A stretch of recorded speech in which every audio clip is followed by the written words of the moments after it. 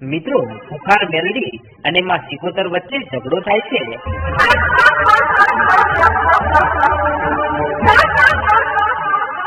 જેમાં માં સિકોતર જે લીમડાના નીચે અમર બેસણા કરે છે તે લીમડો માતા મેલડી સૂકવી નાખે છે.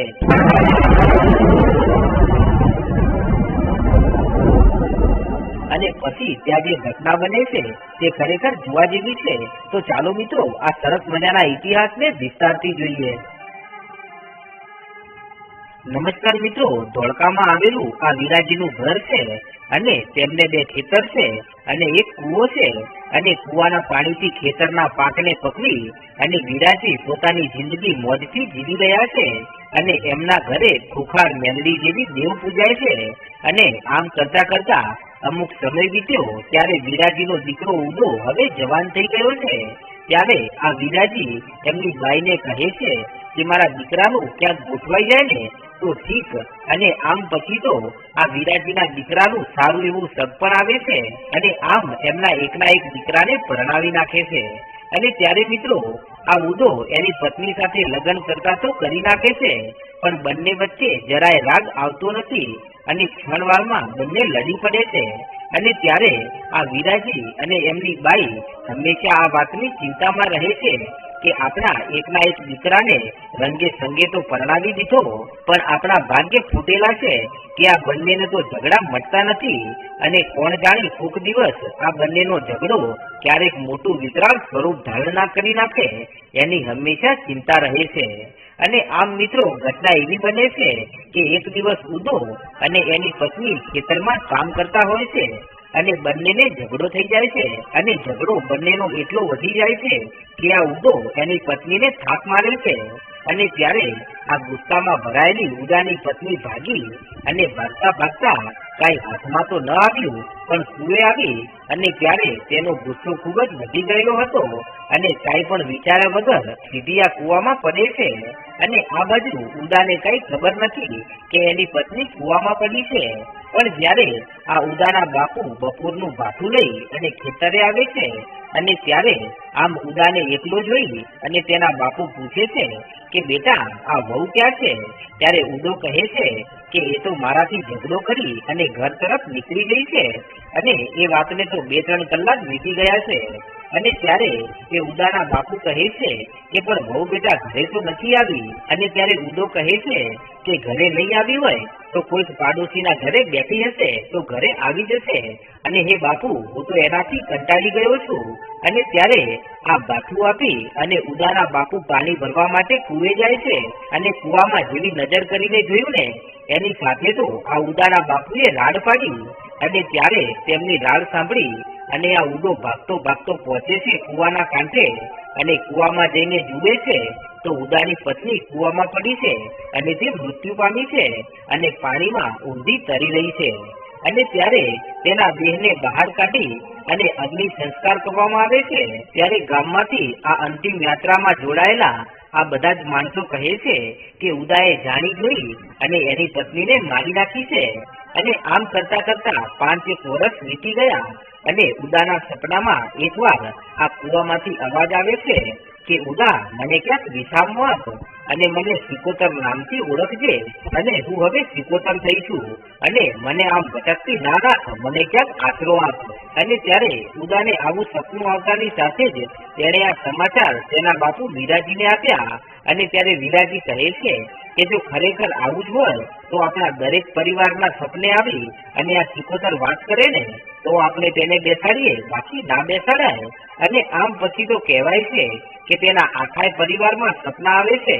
અને ત્યારે વીરાજી અને તેમની પત્ની બધા ભેગા મળી અને કૂવાના કાંઠે એક લીમડાનું જે ઝાડ હોય છે ત્યાં એક ભુવાને બોલાવી અને આ સિકોતરનું નામ આપી અને તેનું સ્થાન આપે છે અને એ ઘટાદાર લીમડાના નીચે તેને બેસાડે છે અને તેની સ્થાપના થઈ ગઈ. અને પછી તો અમુક દિવસો વીત્યા અને આ ઘટાદાર લીમડાનું વૃક્ષ આપોઆપ સુકાઈ જાય છે.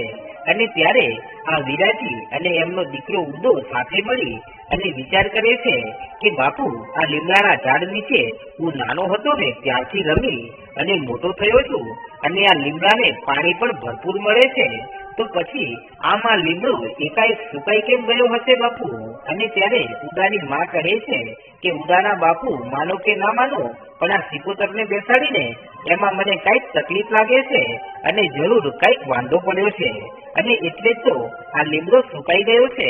માટે તું એક કામ કર ઉદા, અત્યારે જ જા અને પાછો એ ભુવાને જઈ અને બોલાવી લાવ. અને ત્યારે ફરી ઉદો આ ભુવાની પાસે આવે છે અને તેને લઈ અને પાછો પોતાના ઘરે જાય છે અને કહે છે કે હે ભુવાજી, તમે આ સિકોતરને બેસાડી છે એમાં કઈ તકલીફ તો નથી ને?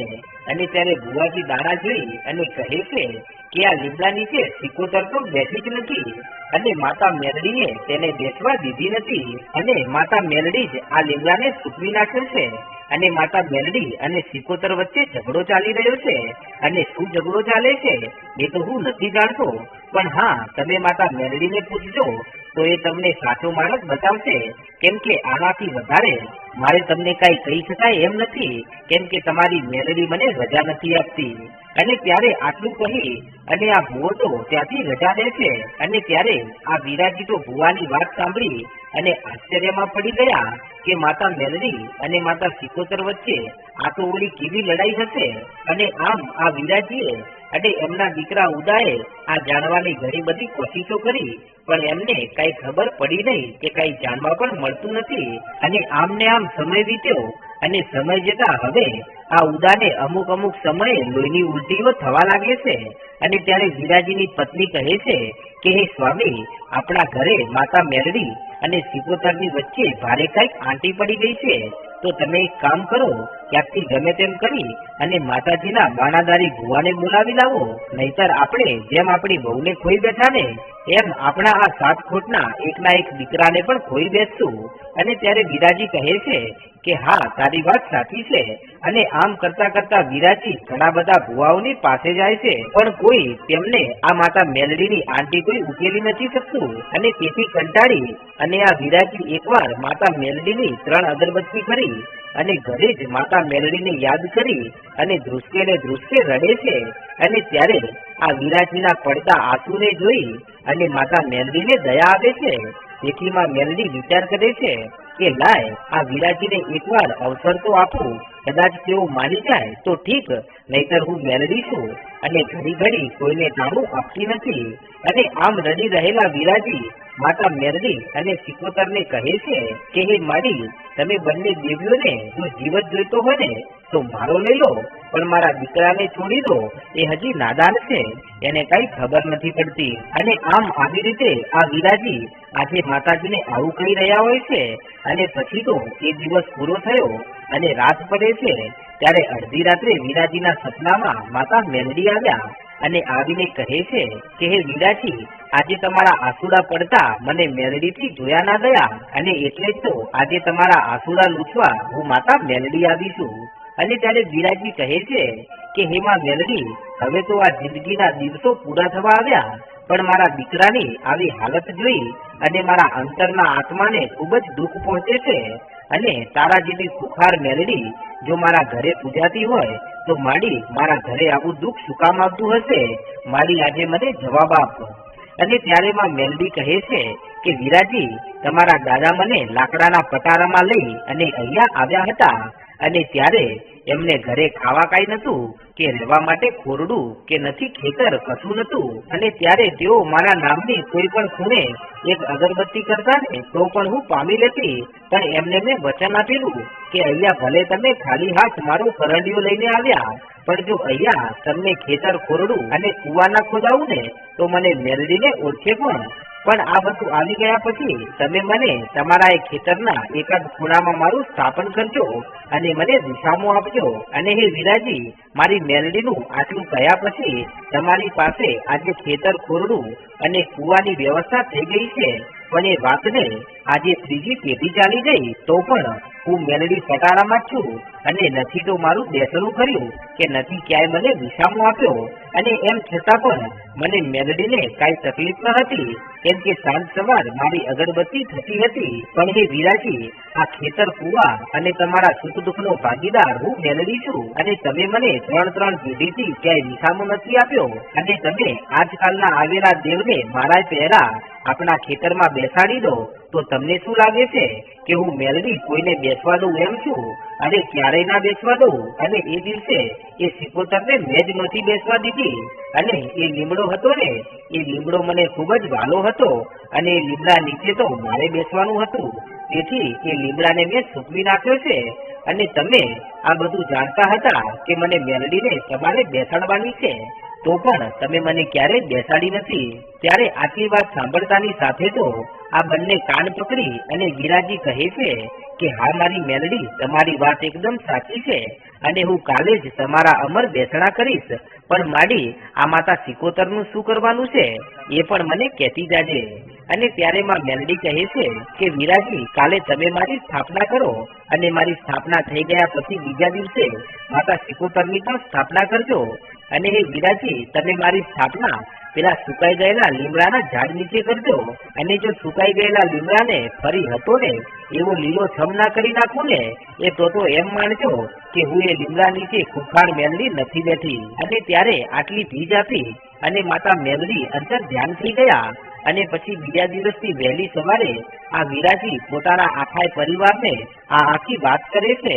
અને પછી પેલા ફરી ભુવાને બોલાવે છે અને કહે છે કે ભાઈ, તમે જે લીમડાના ઝાડ નીચે સિકોતરને બેસાડ્યા હતા ને એ નથી બેઠા, અને તમે ત્યાં માતા મેલડીના બેસણા કરો, અને પછી માતા સિકોતરને બેસાડજો. અને ત્યારે ભુવાજી ત્યાં માતા મેલડીની સ્થાપના કરે છે, અને એ સૂકા લીમડાના નીચે માતા મેલડી બિરાજમાન થાય છે. અને પછી કુવાના કાંઠે જઈ અને માતા સિકોતરના પણ બેસણા કરે છે. અને ત્યારે એ સિકોતરને બેસાડતી વખતે આ વિરાજી એટલું બોલ્યા કે હે મારી સિકોતર, મારી આ મેલડીએ તો એના અમર બેસણા લીધા ને, ત્યારે એને ભીજ આપી હતી કે આ સૂકા લીમડા નીચે હું બેસણા કરું છું, પણ જો આ લીમડાને ફરી પાછો લીલો છમ ના કરું ને, તો એમ માનજો કે હું મેલડી નથી બેઠી, અને આ લીમડો લીલો થાય તો માનજો કે હું મેલડી બેસી ગઈ છું. તો હે સિકોતર, તું આ કુવાના કાંઠે બેસણા કરે છે, તો માડી, તું આ કુવાના કાંઠે બેઠી છે કે નહીં એનો અમને કાંઈક તો પુરાવો આપતી જજે માડી. અને તો જ અમને વિશ્વાસ આવી જાય કે અમારા કણ ભાગને ખુખાર મેલડી અને માતા સિકોતર જેવી દેવ બેઠી છે. અને ત્યારે વિરાજીનું આટલું કહેતાની સાથે તો ઉદાના શરીરમાં માતા સિકોતર ધૂણવા આવે છે, અને હાથો તો કરીને કહે છે કે હે મારા વીરા, આજે માતા મેલડી તો ધીજ આપી અને બેસી ગઈ, અને એના લેખમાં કોઈ મેઘ ના મારી શકે, એ લીમડો તો લીલો જરૂર થશે. અને એમ આજે હું સિકોતર પણ તમને ધીજ આપતા કહું છું કે આજે હું અહીંયા કુવાના કાંઠે વિસામો તો લઉં છું, પણ 10 દિવસની અંદર જો ઉદાનું સગપણ આવે અને ઉદાને રંગે સંગે ફરી પરણાવવામાં આવે ને, તો એમ માનજો કે હું સિકોતર બેઠી છું. અને એટલું જ નહીં, અને આજે અમે બંને દિવ્યોના નિવેદ તમે કરો, અને આજના દિવસ તો નિવેદ કરી નાખો, પણ 1 વર્ષ પછી ફરી જ્યારે અમારા નર નિવેદ કરવાની વેળા આવે ને, ત્યારે જો એ દિવસે ઉદાનો દીકરો પણ સાથે આવે ને, તો એમ માનજો કે આજની વેળાએ હું એ કુવાના કાંઠે વસનારી એક સિકોતર બોલી હતી. અને આમ આવા પુરાવા આપી અને બંને દેવીઓ આ વિરાજીના ખેતરમાં વિસામો લે છે. અને 10 દિવસમાં આ ઉદાનું નવું સગપણ આવે છે, અને ઉદાના રંગે સંગે ફરી વિવાહ થઈ જાય છે, અને આ લીમડો પણ ફરી લીલો છમ થવા લાગે છે. અને 1 વર્ષમાં ફરી જ્યારે આ માતાજીના નર નિવેદ કરવાનો દિવસ આવ્યો ને, ત્યારે તો ઉદાના ઘરે તેનો દીકરો 2 મહિનાનો થઈ ગયો હોય છે. તો મિત્રો, આવા ઇતિહાસ છે મારી સિકોતર અને મેલડીના.